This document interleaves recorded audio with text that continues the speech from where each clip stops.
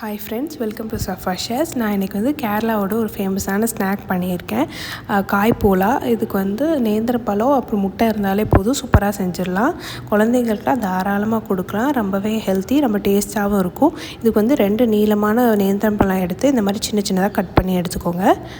அப்புறம் ஒரு பேனில் 2 டேபிள் ஸ்பூன் நெய் ஊற்றி 10 முந்திரி அப்புறம் 10 to 15 காஞ்ச திராட்சை இது போட்டுக்கலாம். கேஷ்யூ அப்புறம் ரைசன்ஸ் எடுத்து நல்லா கோல்டன் ப்ரௌனாக வர வரைக்கும் ரோஸ்ட் பண்ணிக்கோங்க. அப்புறம் அதை ஒரு பாத்திரத்தில் மாற்றிட்டு அதே பேனில் நம்ம கட் பண்ணி வச்சுருக்க நேந்திரம்பழத்தை போட்டுக்கலாம். வேணும்னா நீங்கள் இன்னொரு டேபிள் ஸ்பூன் நெய் கூட இதில் ஆட் பண்ணிக்கோங்க. இது கூட 2 டேபிள் ஸ்பூன் சர்க்கரை ஆட் பண்ணிக்கோங்க. ஆட் பண்ணி நல்லா மிக்ஸ் பண்ணிடுங்க.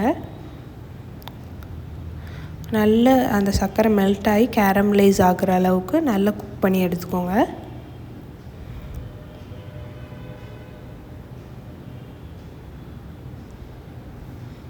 இந்த மாதிரி நல்ல கேரமலைஸ் ஆனதுக்கப்புறம் ஸ்டவ் ஆஃப் பண்ணிவிட்டு இன்னொரு மிக்ஸி ஜார் எடுத்துக்கோங்க.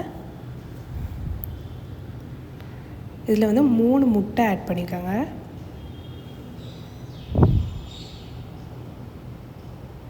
அப்புறம் நான் ஏலக்காய் பொடிச்சு வச்சுருக்கேன். அது 1 டீஸ்பூன் ஏலக்காய் பொடி போட்டுக்கலாம். அப்புறம் 2 டேபிள் ஸ்பூன் பால் ஆட் பண்ணிக்கலாம்.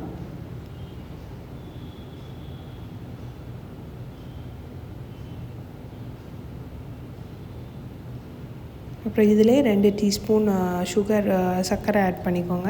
அப்புறம் தேவையான அளவு உப்பு போட்டுக்கலாம். இதை போட்டு நல்லா அரைச்சி எடுத்துக்கோங்க.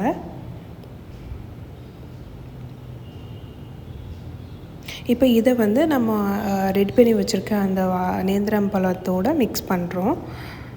அதுக்கு முன்னாடி நீங்கள் எந்த பேனில் நீங்கள் குக் பண்ணி போகிறீங்களோ அந்த பேனில்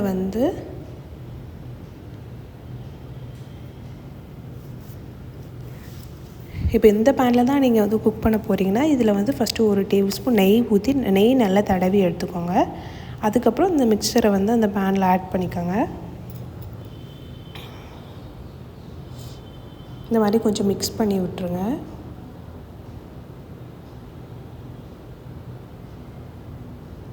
ஓரத்தில் இந்த மாதிரி இருக்கிறதெல்லாம் நல்லா வலிச்சு எடுத்துருங்க. இது நான் மறந்து அந்த பேனில் ஃபஸ்ட்டு க்ரீஸ் பண்ணுறதுக்கு முன்னாடியே ஊற்றிட்டேன். அதனால் எனக்கு 2 வேலை ஆயிடுச்சு.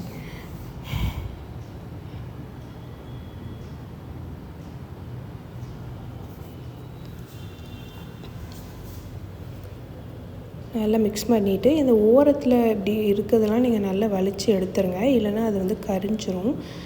இப்போ ஒரு ஸ்டவ்வில் கீழே ஒரு கடாய் ஏதாவது தோசைக்கல் ஏதாவது வச்சுட்டு மேலே இந்த பேனை நீங்கள் வச்சு லோ ஃப்ளேமில் குக் பண்ணணும். ஃபஸ்ட்டு நீங்கள் அதை ஸ்டவ் ஆன் பண்ணி இதை க்ளோஸ் பண்ணி ஒரு 5 மினிட்ஸ்க்கு அப்புறம் திரும்ப ஓப்பன் பண்ணி இந்த நட்ஸு நீங்கள் ரோஸ்ட் பண்ணி வறுத்து வச்சுருக்க நட்ஸ் எல்லாம் நீங்கள் போட்டுக்கலாம் மேலே.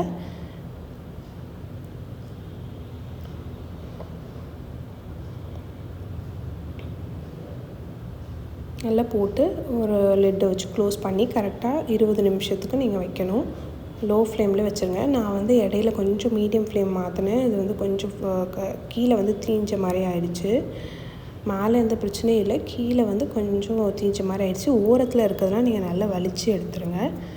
பட் அது ஒரு பெரிய பிரச்சனைலாம் இல்லை, டேஸ்ட் ஒன்றும் மாறலை. இதோ காய் போல் ரெடி ஆகிடுச்சு. ரொம்பவே டேஸ்ட்டாக இருக்கும், நல்லா ஸ்வீட்டாகிட்டு குழந்தைங்களுக்கு கண்டிப்பாக பிடிக்கும். நீங்கள் இதை வீட்டில் ட்ரை பண்ணி பாருங்கள். நல்லா ஸ்பாஞ்சியாக இருக்கும். இப்படி ஆனதுனால நான் இன்னொன்று செஞ்சேன். அது கீழே அடி பிடிக்காமல் நல்லா வந்துருச்சு. நான் அதோட கிளிப் உங்களுக்கு கொடுக்குறேன். அந்த வீடியோ பிடிச்சிருந்தா லைக் பண்ணுங்கள், ஷேர் பண்ணுங்கள், சப்ஸ்கிரைப் பண்ணுங்கள். இதுதான் இது கீழே அடி பிடிக்கல, ஃபுல்லாக லோ ஃப்ளேமில் வச்சு பண்ணது. ரொம்பவே டேஸ்ட்டாக இருந்தது. ட்ரை பண்ணி பாருங்கள். தேங்க்ஸ் ஃபார் வாட்சிங்.